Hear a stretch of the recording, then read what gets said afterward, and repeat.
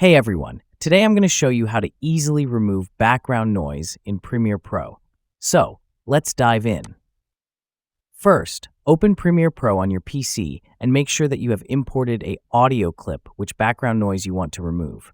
Once you're done, then highlight your clip and then head over to the Essential Sound panel. If you don't see it, go up to the Window tab at the top of the screen. And then from the menu, simply enable Essential Sound option by clicking on it. Once you're in the Essential Sound panel, label your audio as dialogue by clicking on the button. Then, expand the Repair section by clicking on it. Now, check the box for Reduce Noise. Once you check it and set the value to 7.5. You can adjust this number based on your specific audio, but 7.5 is a great starting point. And that's it, a quick and simple way to remove background noise in Premiere Pro.